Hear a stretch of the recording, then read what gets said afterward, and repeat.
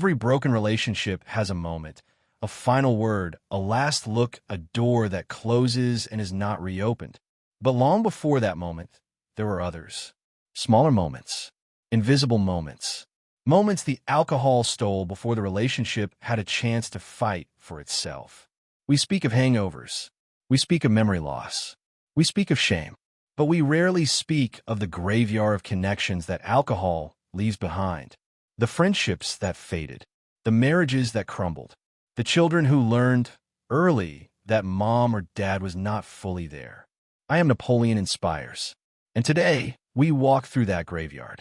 Not to shame, not to blame, but to understand the precise mechanism by which a molecule dismantles the most precious thing we have, each other.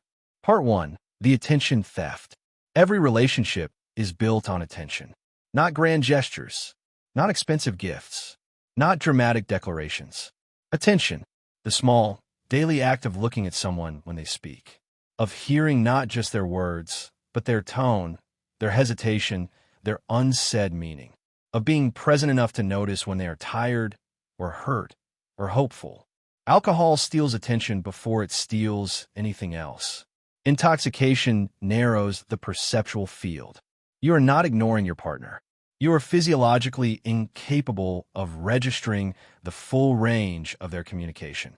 The micro-expressions, the shifts in posture, the flicker of disappointment that crosses their face when you glance at your phone or pour another drink or laugh too loudly at a joke that wasn't funny.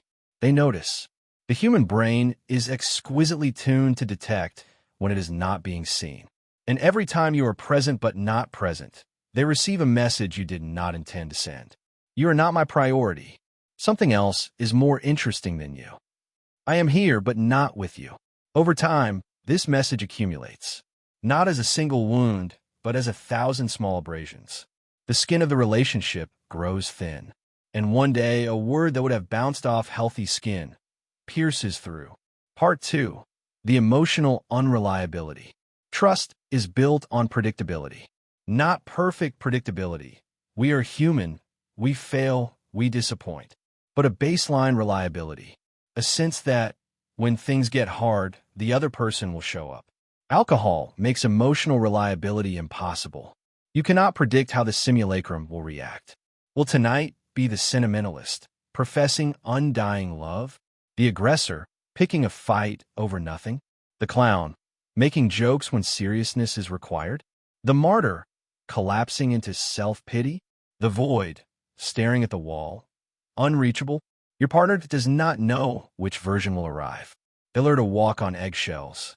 They learn to read your breath, your eyes, the slight slur in your speech. They become an emotional meteorologist, forecasting your mood based on how many drinks you have had. This is not a partnership. This is a hostage negotiation. And the cruelest part? You are not even aware of the damage.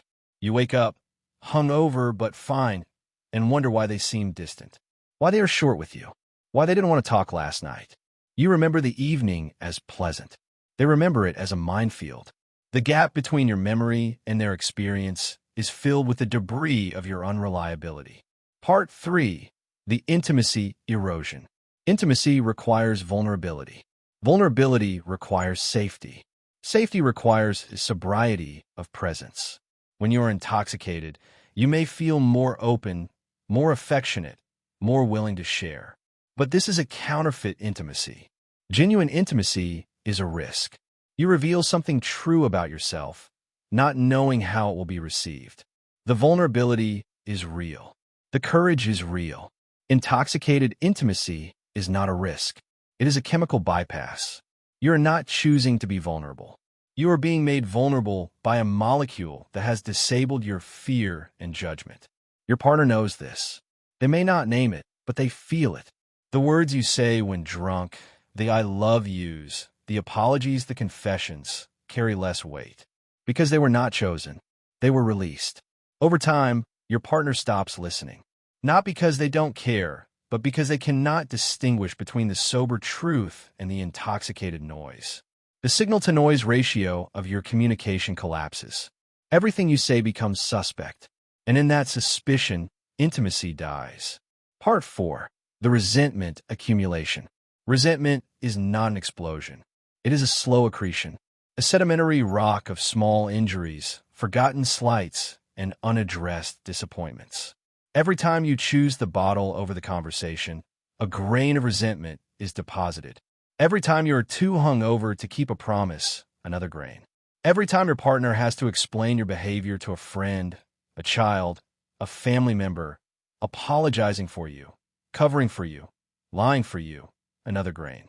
They may not confront you. They may not even consciously register each grain, but the weight grows. The rock forms. And one day, in an argument about something small, dishes left in the sink, a forgotten anniversary, the rock breaks the surface. Suddenly, years of accumulated resentment pour out. You are blindsided. You thought things were fine. They have been drowning for years. This is the graveyard's most common tombstone. I didn't see it coming, but the signs were there. You just weren't present enough to read them. Part 5. The secondary victims. We focus on romantic relationships, but alcohol's destruction radiates outward. Children learn attachment in the first years of life. They learn whether the world is safe, whether their needs will be met, whether the adults around them are reliable. An intoxicated parent is not reliably reliable.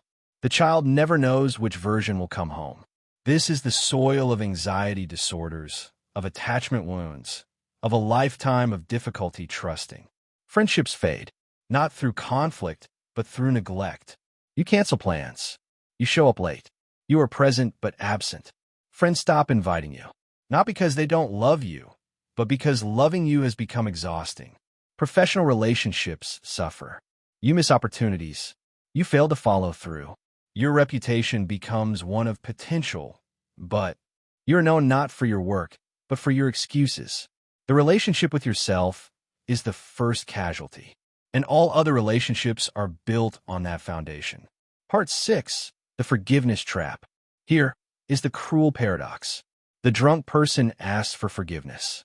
The sober person means it, but the cycle repeats. The apology loses its power. The forgiveness becomes enabling. The partner who forgives begins to feel complicit.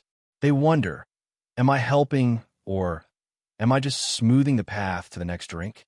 The drunk person, meanwhile, experiences the forgiveness as a reset button. The slate is clean. The injury is erased. They do not understand that forgiveness does not erase memory. The partner remembers. The trust does not magically restore. This gap between the drunk's experience of "it's over, we're fine," and the partner's experience of "I am still bleeding" is the graveyard's most active construction site. Part 7. The reclamation protocol. Relationships can heal. Trust can be rebuilt, but not through words, through demonstrated, sustained, predictable presence. Step 1. The relinquishment. You must give up the belief that you can drink moderately and maintain healthy relationships. For some, this is not true. For you reading this, it likely is.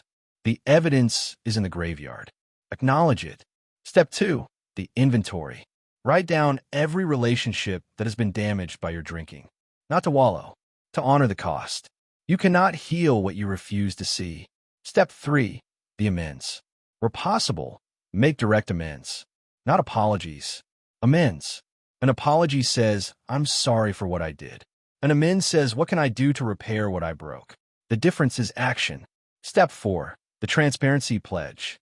Give your partner, or a trusted friend, the right to ask you at any time, with no warning, if you have been drinking. And you will answer truthfully. You are surrendering the option to hide. You are inviting accountability. Step 5. The presence practice. For 30 days, commit to 1 hour of uninterrupted, phone-free, distraction-free presence with your partner each day. Not talking about the relationship, not processing the past, just being together, cooking, walking, sitting in silence. You are rebuilding the muscle of attention. Step 6. The emotional weather report.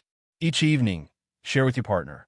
Today, I felt emotion, and it was because of event or thought. What I need from you right now is nothing, or listening, or advice, or comfort. You are learning to name your internal state before it erupts. You are becoming predictable again. Step 7. The relapse plan. Not for drinking, for distance. Agree with your partner. If you feel yourself pulling away, numbing out, or reaching for the bottle, you will say, I am struggling. I need help. And they will not punish you. They will not rescue you. They will sit with you in the struggle. You are building a partnership that can survive the hard seasons. Step 8. The long forgiveness. You must forgive yourself, not to excuse, to release the energy that shame consumes, energy that could be used for repair. Self-forgiveness is not saying it's fine. It is saying, I cannot change what I did, but I can change what I do next. Part 8. The open door. The graveyard is real. The headstones have names. Some relationships cannot be resurrected. Some doors once closed stay closed. But not all. Some relationships are not dead. They are wounded. And wounds, given time, attention, and the right conditions, can heal. The question is not whether you have caused damage. The question is, what are you willing to do, starting today, to stop causing more? Your partner has been waiting, not for perfection, for presence, for the person they fell in love with to come back and stay back. The bottle has taken enough. This is Napoleon Inspires. Put it down. Go be with the ones you love. They're still here. Don't make them wait any longer.